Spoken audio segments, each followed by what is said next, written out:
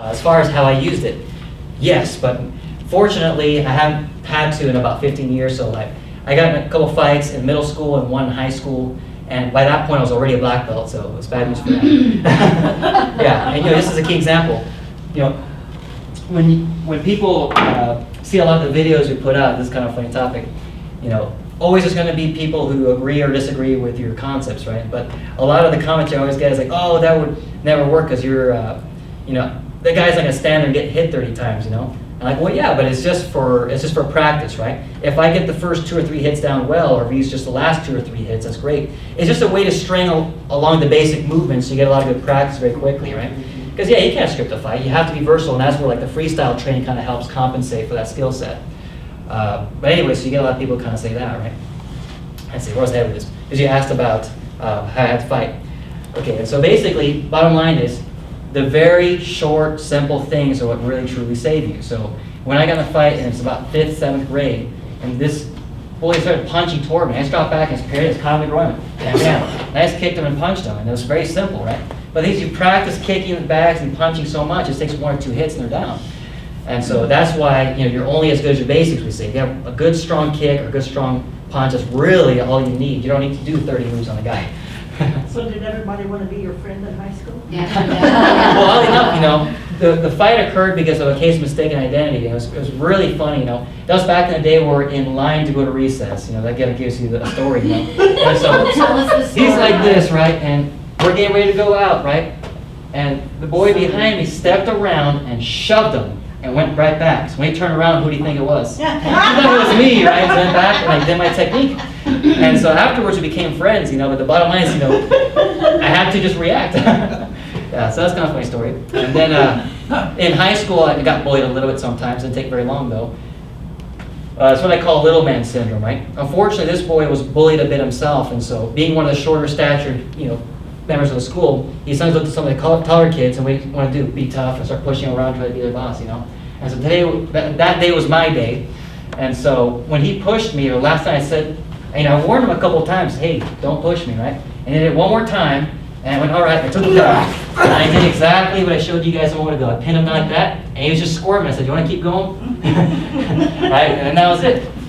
And again, I didn't have to go any farther than I felt I needed to. I was in a school environment, and I didn't want to hurt him, but I wasn't going to let him bully me either, right? And so, yeah. Fortunately, I've never had to deal with anything much more severe than that myself, right? But I've had a lot of students who have, and even Mr. Brander here, he probably has more experience than I do just because he's gone through just more unique professions, right? So he was a bouncer for a while. He had to see a lot of fights and also engage in some of them, and so he can vouch for the effectiveness of the art, Sure, you have some good stories, right? I think so. And you want to share with them today?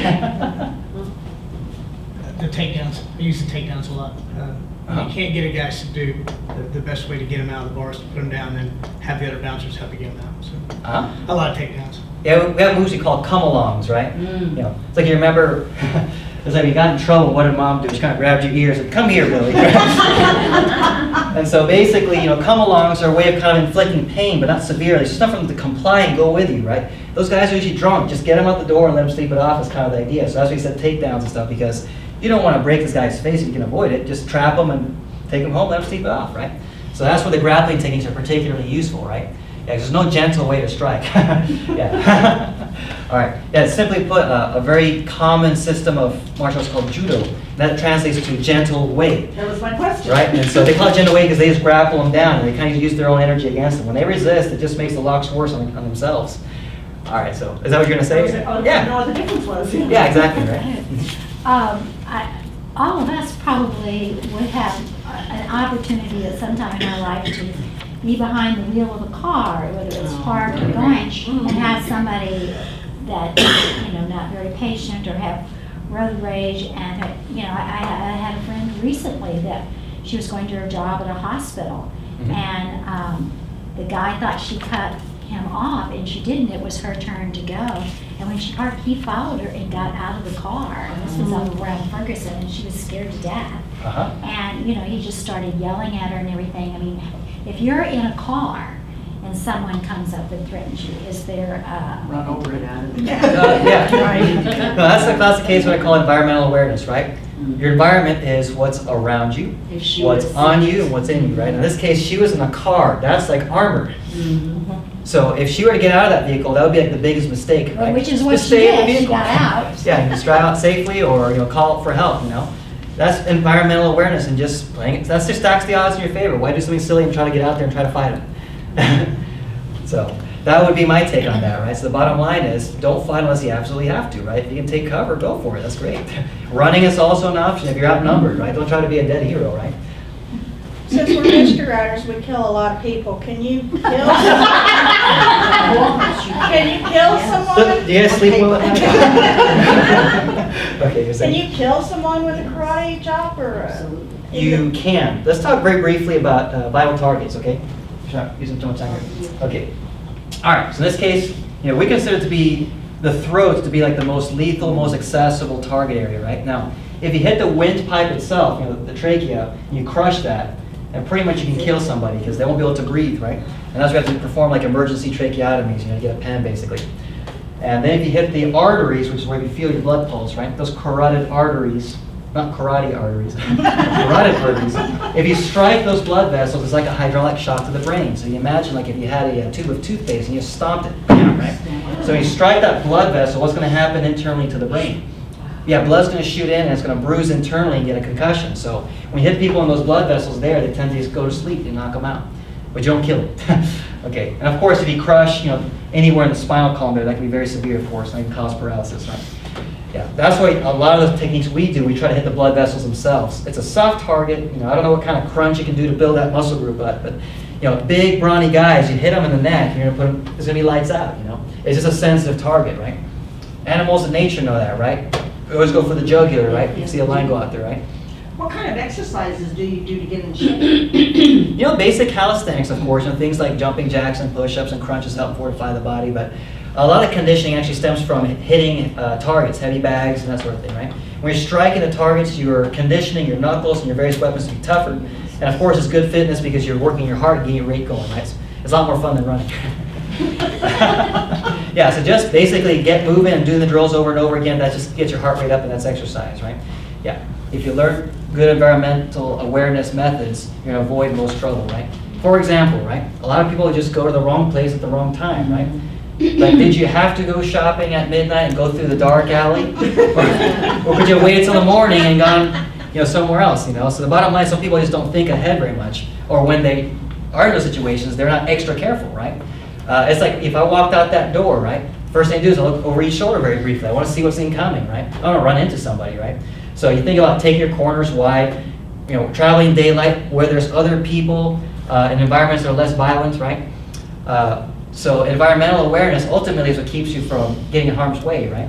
It's like, how do you protect yourself from getting hit from a car? Well, you gotta look, see where the cars are, right? And then you gotta time it and go at the right moment, right? Sure. All right, so environment though is not just necessarily what's around you and your surroundings, it's also what's on you. So that means like your attire and what you're wearing can be a part of your environment. And I find it particularly interesting in context of maybe you as writers, It's like, for example, your character's come off a motorcycle and has got a helmet on, right? Well, you're not going to be punching him in the face, right? Not going to break their fist. You might attack the legs or the groin or something like that, right? If your character has piercings, then that might be another consideration, right? If somebody has facial piercings, I'm not going to try to hit him in the face. I don't want to get cut, right? And so you think about what's on you as a part of your environment as well, right? It can also be if you have a scarf or a purse, you can make that into a weapon or a belt, right? And so we think kind of tactically about that, right? If you have a moment, sometimes you can use a shoe. If you're going to get in a knife fight, you got a moment to put it on. I think you knock that out, right? So you just think kind of creatively that way. The more you start to kind of think about the topic, the more you stack the odds in your favor that way. What else? Oh, yeah, the environment is also what's inside of you. A lot of people don't think about that, right? Right, see? And so that's the thing I always talk to my students about, environmental awareness is also what's inside of you, right? Are you eating healthy? Are you eating right? Are you eating at the right time? Right? That's a part of healthy living and being a good martial artist too, good values. And the bottom line is, I try to advise my students a bit on dietary things because that's just a big part of the benefit, right? Mental focus, believe it or not, is linked directly to a lot of research going back to just nutrition and rest and things like that. And so, those are also valid things to analyze as a martial artist, aspects of good living, right? So if your character is, say, drunk, that's messing up their internal environment. But what does that do in context of the fight? It's going to really change their reaction timing. It might change what they choose to say, right? Everybody's always a little bit more of a smart mouth when they're drunk, right? Okay. Another one that I think is kind of interesting is adrenaline. So people don't factor in how that really impacts a combat situation. So the bottom line is adrenaline, it takes a few seconds to kind of kick into real high gear. And once you kind of hit that high spike, for about 30 seconds, you've got really enhanced senses and power, and your pain threshold's much, much higher. And so that's why in our system, as you know, kind of said they're kind of fast. We're trying in the first second or two to hit this guy, between 3 and a dozen times we can to vital targets. So you subdue him before that adrenaline really kicks into high gear. Because then you got to wrestle this guy for 30 seconds, and he's going to be like a monster, right? Okay. Now after 30 seconds, what happens? They kind of crash.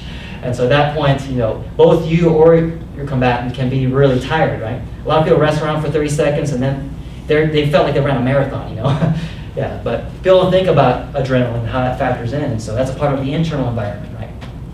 Okay, questions on environment? No, I want to talk about adrenaline. Sure. So when you see these people on TV with these fights that last 20 minutes, that's not really happening. No. That's what I thought. Yeah, especially, what do? They film about 3 seconds of the fight, cut, they take a break, and then and they string it along, and you're like, man, these guys are like superheroes. I'm like, oh yeah, it's television, Yeah, you can only fight that aggressively for so long at full steam ahead, The adrenaline really takes the energy out of you fast too. People don't think about it, Yeah. So I understand adrenal fatigue, but how long does it take? Do you know what the... To get to that fatigue point? To get back? No, to get back Oh, to get back? Your next adrenaline. Longer than you have time for in a fighting context. Yeah, minutes. Okay, yeah. And you don't have that much time in that kind of situation, right? Sure. Yeah. I'm sure it's probably different in different situations, but, yeah, it's going to take a little while. So it'll really take the steam out of you.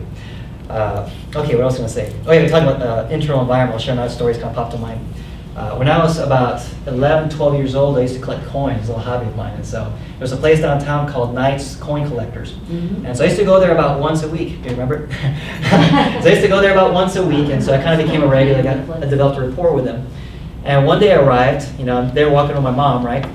And there was like police tape in the front. And I kind of looked inside, and there was like blood on the walls. And it looked like a zombie fight had taken place, And of course, I was a martial artist, so I wasn't particularly grossed out, but I was like, man, something happened there, So the following week when I went back, I kind of found the story of what occurred. And they said that a man stepped in there, and he was on drugs. He was like on PCP or something like that. They said that, when they felt the need to combat him, right? Of course, they're a coin shop. They have very valuable goods. So they keep baseball bats behind the counter. And there's 3 of them.